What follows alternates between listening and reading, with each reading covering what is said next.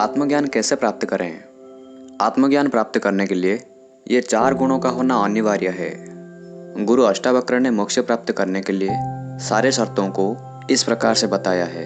यदि आप मुक्त होना चाहते हैं, इंद्रियों की सुखों को विष की तरह त्याग करें। इसके साथ ही सहनशीलता, ईमानदारी, करुणा, संतोष और सत्यवादिता को अमृत की तरह स्वीकार करें। सभी सही प्रणाली की तरह खुद को जानने के लिए अद्वैत वेदांत 4 गुणों का होना अनिवार्य बताता है। डिस्क्रिमिनेशन यानी विवेक, अर्थात वास्तव और अवास्तव को पहचानना। रेनंसिएशन यानी वैराग्य, अर्थात अवास्तव और अस्थायी चीज़ों का त्याग करना। सेल्फ कंट्रोल यानी आत्मसंयम। लॉन्गिंग फॉर लिबरेशन यानी मुक्ति के लिए तड़पना। अब ये 4 चीज़ों को एक एक करके समझेंगे। डिस्क्रिमिनेशन यानी विवेक। पहला गुण एक आकांक्षी के पास ये होना चाहिए कि उसे शाश्वत और गैर शाश्वत चीज़ों को पहचान हो। वेदांत ने सत्य को 3 आधार में स्थापित किया है: शास्त्रों में वर्णित सच, तार्किक सच और प्रत्यक्ष अनुभव। सभी शास्त्रों ने ये घोषित किया है, जो भी बदल जाता है और बदल जाएगा वो परम सत्य नहीं हो सकता है और वो चीज़ शाश्वत आनंद नहीं दे सकता। अगर ध्यान से हमारे वस्तुओं के प्रति अनुभव के लिए इच्छाओं को विश्लेषण किया जाए तो पता चलता है जो भी बनाया गया है और जिसका भी आविर्भाव हुआ है उसका अंत होगा, वो शाश्वत नहीं है।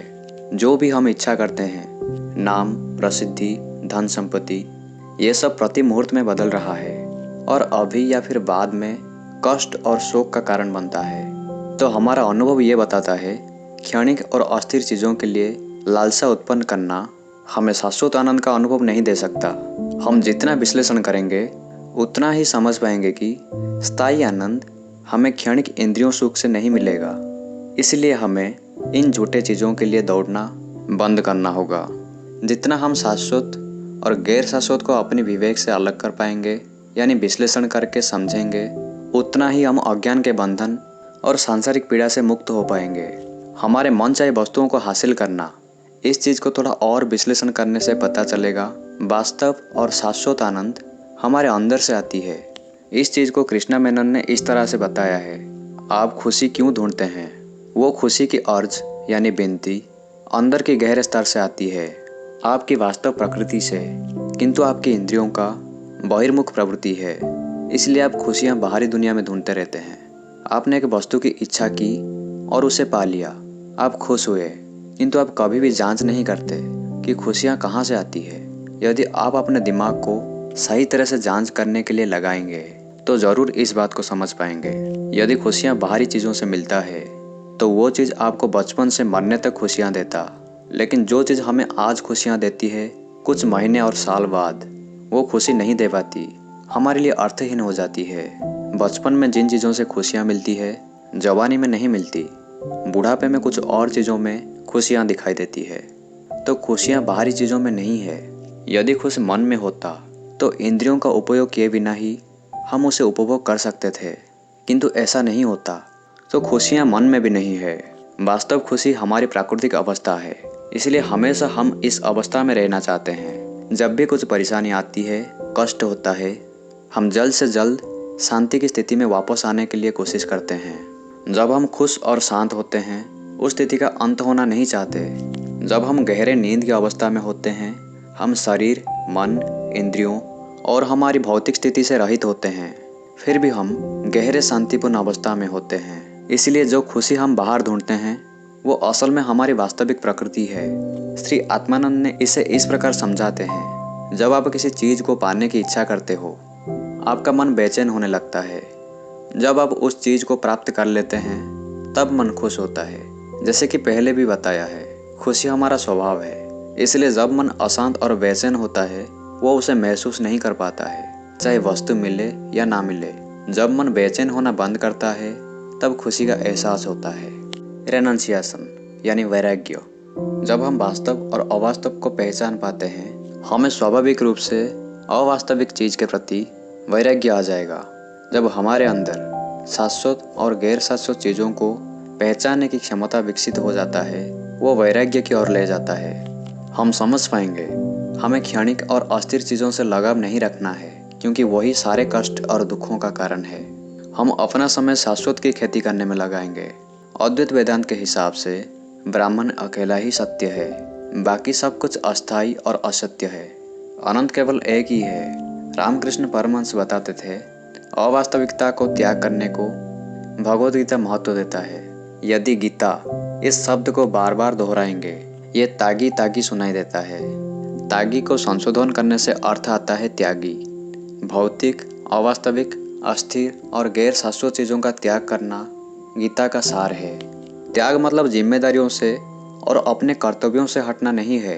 आयर ने बताया है, वैराग्य के नाम लेकर खुद की कर्तव्यों का पालन ना करना स्वार्थपरता है और कामचोर और आलस को दिखाता है।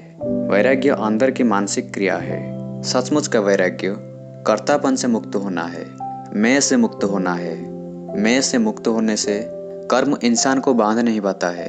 रमन महर्षि ने एक बार कहा था, एक अकेला आत्मज्ञानी ही सच्चा कर्मयोगी होता है। सेल्फ कंट्रोल यानी आत्मसंयम। आत्मसंयम की 6 गुण आध्यात्मिक जीवन की नैतिक नींव है।